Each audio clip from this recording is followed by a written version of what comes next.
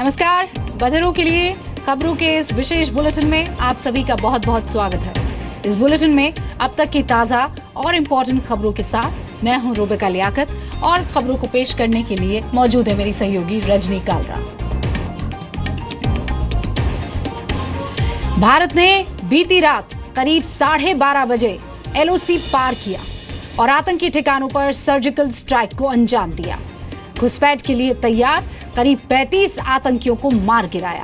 विदेश मंत्रालय के प्रवक्ता विकास स्वरूप की मौजूदगी में DGMO lieutenant general Ranveer Singh ने एक प्रेस कॉन्फ्रेंस बुलाई। सेना की कार्रवाई के बारे में इस प्रेस कॉन्फ्रेंस में जानकारी दी गई। सेना को LOC पर आतंकियों के कैंप पर इकट्ठा होने की सूचना मिली थी।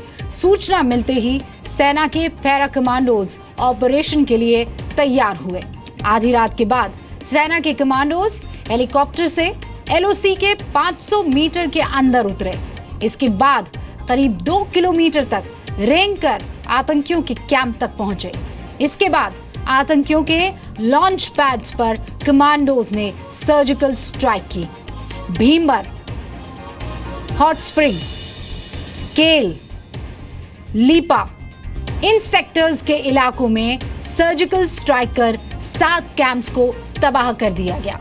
यह ऑपरेशन 4.5 घंटे चला और सुबह 4:30 बजे खत्म हो गया। बहुत ही विश्वस्त और पक्की जानकारी मिलने के ऊपर कि कुछ आतंकवादी लाइन ऑफ कंट्रोल के साथ लॉन्च पैड्स के अंदर एकत्रित हुए हैं। इस खबर को मिलने के बाद भारतीय सेना ने सर्जिकल स्ट्राइक्स कल उन लॉन्च पैड्स के ऊपर किए हैं। सूचना प्रसारण मंत्री वेंकैया नायडू ने कहा कि उरी हमले के बाद देश में गुस्सा था और अब पाकिस्तान को यह संदेश मिल चुका है कि ऐसी हरकत बर्दाश्त नहीं की जाएगी। केंद्रीय मंत्री ने यह कहा कि प्रधानमंत्री मोदी और भारतीय सेना के हाथ में देश पूरी तरह से सुरक्षित है। नायडू ने इस सफलता के लिए सेना को बधाई दी। भारत पाकिस्तान के बीच सीज फायर एग्रीमेंट नवंबर 2003 में हुआ था। These operations are a part of the mandate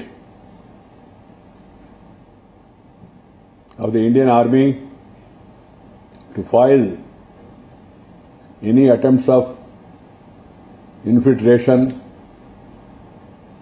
into our soil. The operations by our army yesterday night were part of their responsibility in defending the unity, safety and security of the country. Surgical strike पर नवाज शरीफ का बयान सामने आया है। नवाज शरीफ ने भारत के कदम को गलत बताया है। नवाज शरीफ ने कहा है कि शांति की हमारी इच्छा को हमारी कमजोरी ना समझा जाए।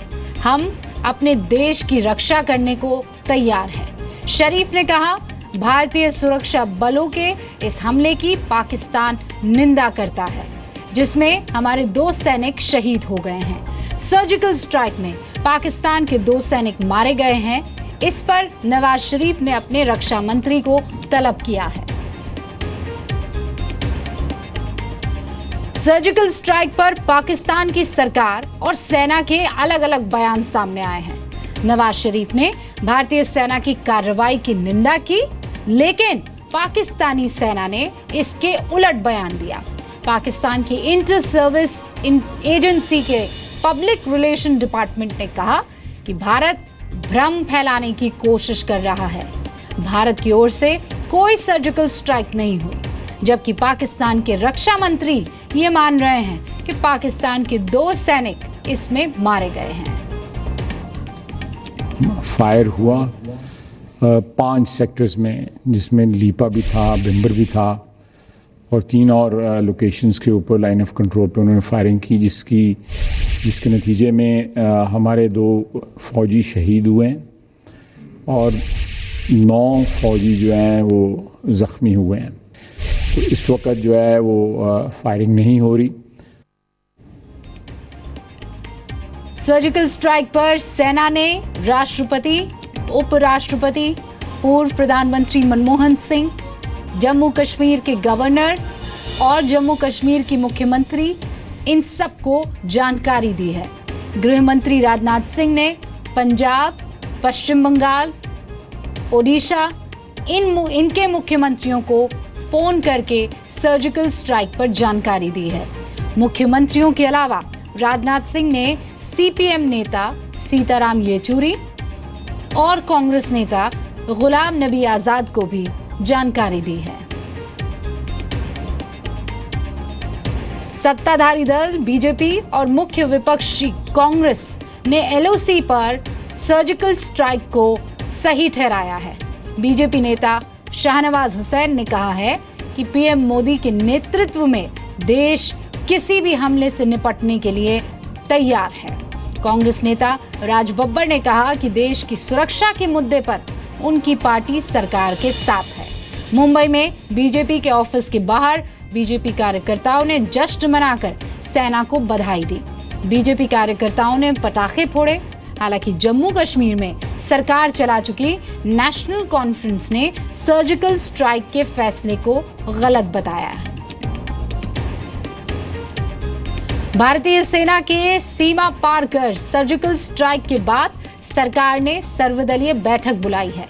इस बैठक में सीमा पार कर की गई कार्रवाई के बारे में सभी दलों को जानकारी दी जाएगी।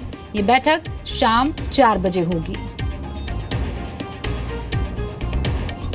सर्जिकल स्ट्राइक के बाद आज सुबह से ही दिल्ली में भी काफी हलचल है। आज पाकिस्तान के MFN दर्जे पर रिव्यू बैठक होनी थी, लेकिन आनन फानन में बैठक को पोस्टपोन कर दिया गया। पीएम मोदी ने कैबिनेट कमेटी ऑन सिक्योरिटी की आपात बैठक बुलाई। बैठक में रक्षा मंत्री, वित्त मंत्री, गृह मंत्री, NSA, आर्मी चीफ और DGMO मौजूद रहे। LOC पार सर्जिकल स्ट्राइक के बाद पंजाब में इंटरनेशनल बॉर्डर के 10 किलोमीटर तक के गांव को खाली करवा दिया गया है। पंजाब में पाकिस्तान की सीमा से सटे इलाकों में स्कूलों की छुट्टियां कर दी गई है। पंजाब सरकार ने कैबिनेट की एक इमरजेंसी बैठक भी बुलाई। पंजाब के गवर्नर ने भी एक बैठक बुलाई है। सीमा के आसपास के सभी गांवों में पुलिस वालों, डॉक्टर्स, नर्सेस, इन सब की छुट्टियां रद्द कर दी है। वाघा बॉर्डर पर आज शाम बीटिंग द रिट्रीट भी नहीं होगी। बीएसएफ ने इसे कैंसिल कर दिया है। भारत की कार्रवाई के बाद पिछले 24 घंटों में पाकिस्तानी सैनिक 2 बार सीज फायर उल्लंघन कर चुके हैं। आज सुबह नियंत्रण रेखा के पास भारतीय सैन्य चौकियों पर गोलीबारी की गई। बीती रात पुंछ में सीमा पार से गोलीबारी की गई। उरी हमले के बाद भारतीय सेना के एक्शन का असर शेयर बाजार पर भी देखने को मिला है। जैसे ही DGMO ने पाकिस्तान के ठिकानों पर सर्जिकल स्ट्राइक का खुलासा किया, वैसे ही शेयर बाजार पर कहर टूट पड़ा। बाजार में भारी गिरावट देखने को मिली और तेज उतार चढ़ाव के बीच करीब 1 लाख करोड़ का मार्केट साफ हो गया। बाजार में कई शेयरों में तेज बिकवाली देखी गई। कई शेयर निचले स्तर से रिकवर भी हुए। एक्सपर्ट मानते हैं कि निवेशकों को मौजूदा गिरावट से घबराने की जरूरत नहीं।